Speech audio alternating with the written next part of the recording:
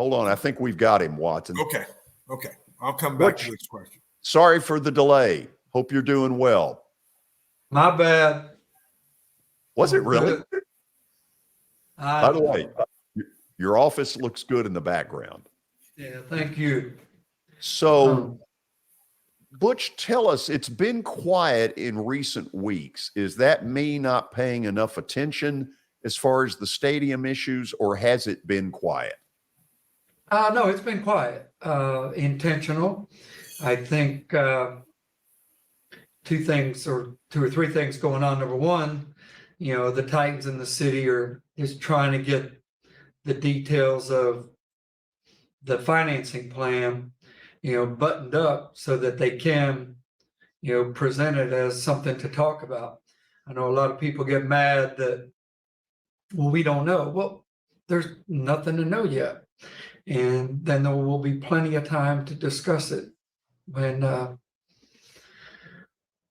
two parties have come to terms. Butch, you gave me some news yesterday, and maybe it's out there and maybe it's not, but our good friend Russ Simons, who was involved in the 90s in so much of what went on in the growth of sports in our city, he's kind of back involved again. Let's talk about that. Sure.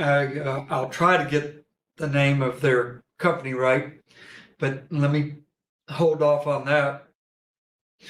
But Russ and some of the guys that were with Powers Management, then part of HOK, they're off on their own. Actually, Venue Solutions, and they have become really the premier venue consultants in the country. They oversaw SoFi Stadium, Super Bowl, or NFL hires them to go in and look at how the Super Bowl functions at various stadiums. They consult on college campuses. They know the inside and out of venues. And if you remember Russ, he oversaw Bridgestone Arena completion. So they've been brought on board on behalf of the city to look at renovation versus new, what condition the stadium's in, what is the look and feel of first-class NFL stadium around the country. So I think they're as good as anybody gets, and their study should take the next 2 to 3 months, and then we'll have some additional answers. Watson, feel free at any point in the middle of all this where we get into it to kind of get in the middle of it. Butch, let me ask one more thing real quickly. A lot of people will be surprised, had felt like it was now just basically a done deal that this was going to be a tear down and we were going to go to a dome. What has caused sort of the let's get Russ to look at it? The council had some questions, fair on their part, to go, how do we know? Because the Titans had done the study. But the Titans brought in actually two of the biggest construction companies in the country. They did their evaluations separate. Then they compared their notes. So I feel like that homework was done, but the city wanted their own eyes and ears, and it's a big project. I get that. And as long as it doesn't cost us too much time, let's get everybody's questions answered. It's fair. This is a big deal. It is a big deal. Watson, let's sort of, you and I just go 2-3 questions at a time and see where we take it. Butch, how important is the city in this? What percentage of dollars are they going to have to throw in, the city, the county, whatever? How important are they? I think a couple answers to that. Obviously, the city is ultimately the landlord, and without the city's involvement, it doesn't get done. But the mayor and the Titans have both come to the initial agreement, no general fund dollars.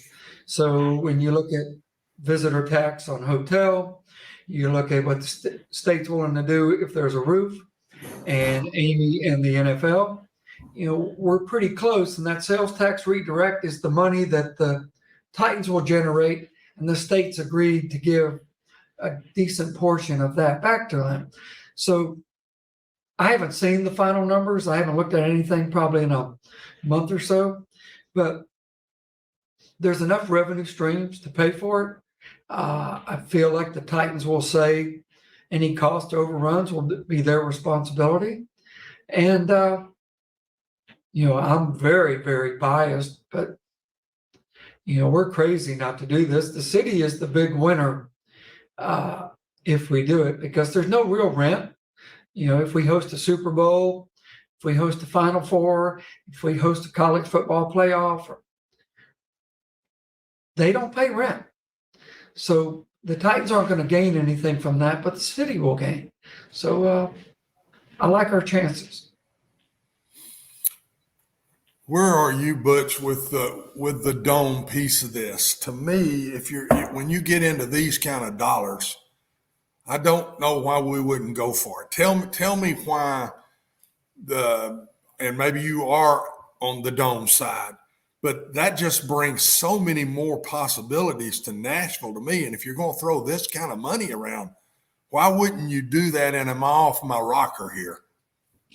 No, you're not off your rocker at all.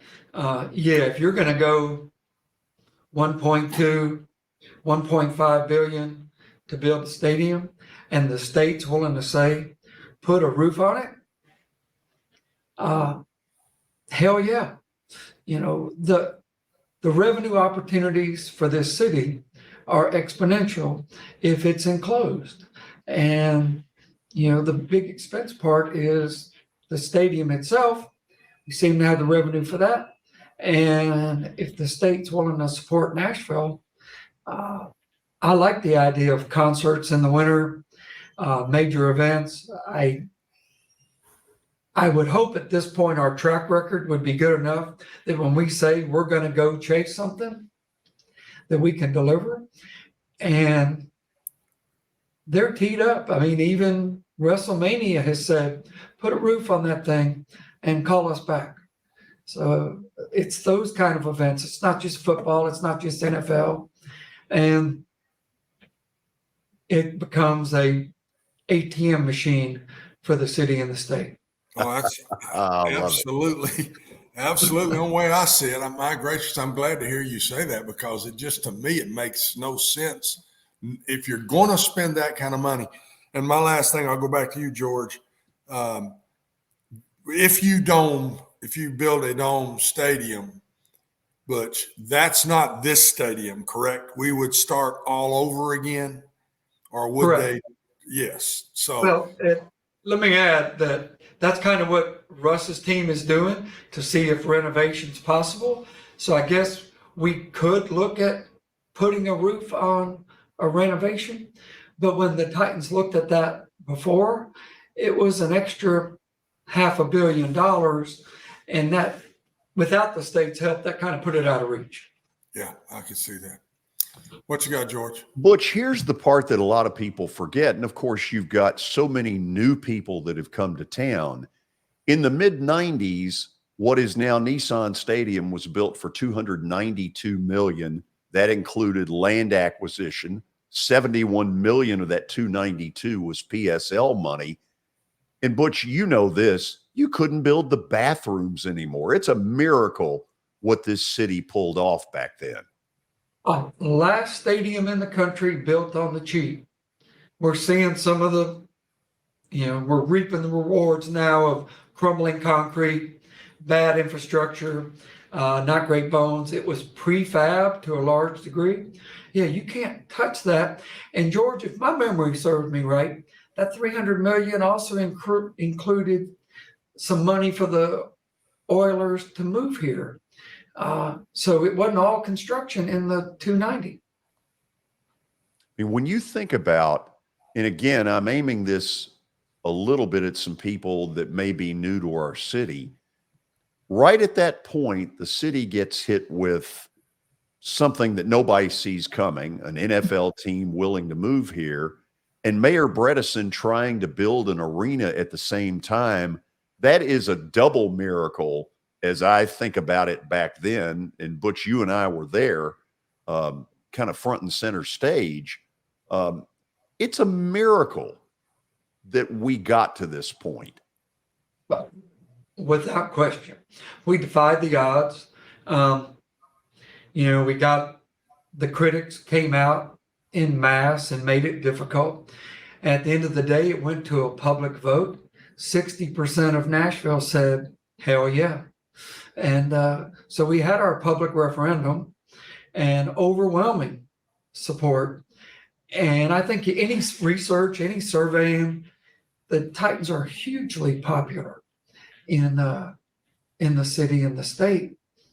And if you can do it without putting it on the backs of the local taxpayer, crazy not to. I probably had this a couple times while we talk.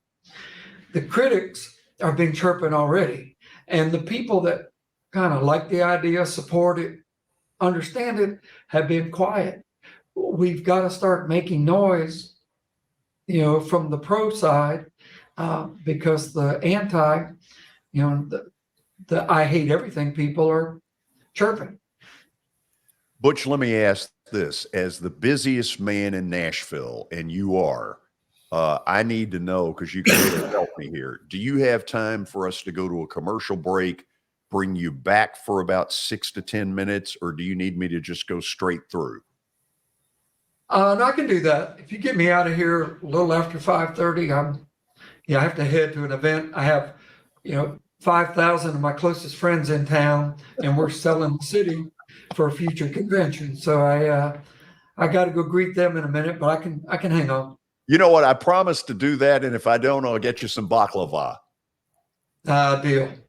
Okay, we will have more with the man who runs our Convention and Visitors Bureau and is front and center stage on the possibility of the Titans getting a dome stadium. More with Butch Spyridon on Main Street Media Television. We are back, and we are joined by Butch Spyridon, who runs our Convention and Visitors Bureau, has done an incredible job in this city for more than 30 years, was honored earlier, about a year ago, by the National Football Foundation for so many of the good works he has done in the sports world, not only the Convention and Visitors Bureau part. And so we're talking about the Titans and the possibility of a dome stadium in the future. Butch, Minneapolis went down this road a few years ago, and what I remember appeared to be a promise by Roger Goodell that if they would get that, if they would build that dome stadium, that he would give them a Super Bowl. Are you all asking him for the same thing? Yeah, you can rest assured that we have made the outreach. Share a couple things I think are okay. One is, the NFL, they're very judicious in the words they choose. So initially, we will not promise you a Super Bowl tied to building a stadium, but we can promise you won't get one if you don't improve the facility, because it's just not up to their standards. Recently, they sent the NFL and us a submission of interest form. So Burke Nihill and I'm a Burke fan, the Titan president. He sits on our board. We've been working closely on this for quite some time. But we sent that expression of interest form for the Pro Bowl, the Combine, the Draft, and Super Bowl, and said we are interested in any and all after 2026. We've also asked if we could come pay them a visit. So we're working on trying to go up in September and have a more in-depth conversation about that. So we're all in to make it happen. And your comment is spot on. The NFL's track record is to reward cities that improve their venues. And the other thing that we believe is a roof gives us a significant opportunity to be in a rotation. No roof, maybe we get one and a pat on the head It says y'all are cute and okay, thank you, and they move on. So I like the rotation conversation much better. Butch, help me with this. The hotel room issue that I used to hear about, does the city have enough to host a Super Bowl? That's long since out of the way, correct? Correct. I still hear it. I heard it on the RNC. I just hear it a lot. It hasn't been an issue for a number of years. Yeah. By the end of, so we're on a July 1 fiscal year, by the end of this year, there will be over 40,000 rooms in Davidson County and over 55,000 rooms in Middle Tennessee. So please help me put that question to rest. And the other question that would come up behind that was, well, then you don't have enough first class, high quality rooms. Well, there's a Conrad Hilton that just opened. There's a Four Seasons opening in a couple weeks. There's a Ritz-Carlton about to break ground. There's a One Hotel that just opened. There's a St. Regis on the drawing board. So even the high-end hotel, not a question at all. And I might like to add, if I can, George, I've been real vocal since we built the convention center that we really didn't feel like we could handle any more hotel tax levies, that we were at the high end and it was risky. And then this new stadium roof came up and met with the hotel community, and it was the easiest sell, unanimous. Yeah, if we can do this, let's tax ourselves. We want to help. And I think, if nothing else, we put our money where our mouth is. And as cautious as we've been about how it could negatively impact, how an increase could negatively impact, zero question, we have to go for it. It's too good. And the big events that'll come for this community should appeal. Something will appeal to everybody. If this happens the way you and I think it's going to, does this eliminate Major League Baseball down the road? No, I don't think so. We're still slim on the corporate sponsorship suite holder side, but we're growing as a business center. And I think Major League Baseball, I think they've said it, they like Nashville. But I think that's, it's 5 years or more down the road before anything serious happens, unless an existing team and owner decides they want to invest in Nashville. I don't see that right now, but nothing surprises me anymore when it comes to Nashville's good fortune. We have continued to fall up, and I don't see that waning anytime soon. Butch, I've got a clock in front of me that says 5:26. I'm going to move quick because I don't know how to make baklava. Does this go to the city council for a vote eventually? Is that the way this whole thing works? Yeah, without knowing, getting the plan or the report that Venue Solutions will do, bringing that back, letting it be evaluated. The city, I hope before that, the city makes the financing plan public. But in an ideal world, the council would have this in November after some public discussion, and we would get a vote before the end of the year. If we really want to leverage all of our opportunities, you're talking about fall of 26 if you start now. So it's a long time, and if we want to maximize the ROI, we need to move. But we need to be smart about it too. Nobody thinks you hurry up so that you bait and switch. Yep. But we can do the homework. We're smart people. The Titan deal worked the first time. The arena worked. The Preds have worked. Our MLS team is a home run. The Music City Center, the investments we've made in this city have all paid off and driven revenue for the city. And we got to remember that. You got to invest in yourself if you're going to get better. Amen. Watson, give him one question, because not only can I not make baklava, I can't make tiropitas either.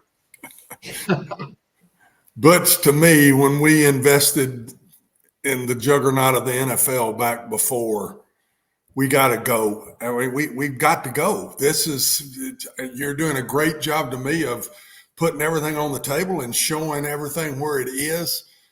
But you get what you pay for. And this city has a great opportunity to make a big move up the ladder in the NFL if we get this done. So, man, 100% think it's the right thing to do and got the right guy pushing it. So I don't know we that that's need a question for you, but that's dang sure the way I feel. You get what you pay. And all the time I've been in this business, I've been in sports, you get what you pay for.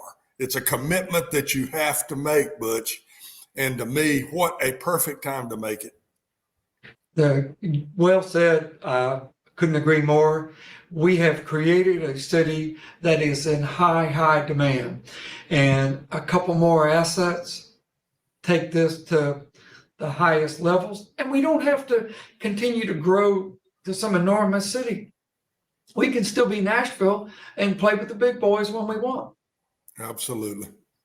Butch, thank you for taking the time. I got you in under the wire. I think we got all the info out there. Know that in the future, when you need airtime, you just come to me. You remember what it was like 25 years ago. Our buddy Rick Region was right in the middle of it, America's Guest. He's not with us, but I know he's up there going, give him the airtime. Hell yeah, let's do it. And George, I'm going to need you on the NHL draft and awards. So Oh my God, yes, I saw that. Back there as well. But that's a great example. The NHL hasn't done the awards and the draft together in 17 years. What city did they pick? Music City. There's a reason. We did an 8-hour show that day, and I didn't know the first damn thing about hockey. Yep. It's amazing. Butch, thank you for what you've done for our city. Thank you for taking the time to come on here. It's 5:30. You need to go. I got to run. I appreciate it. Y'all take care.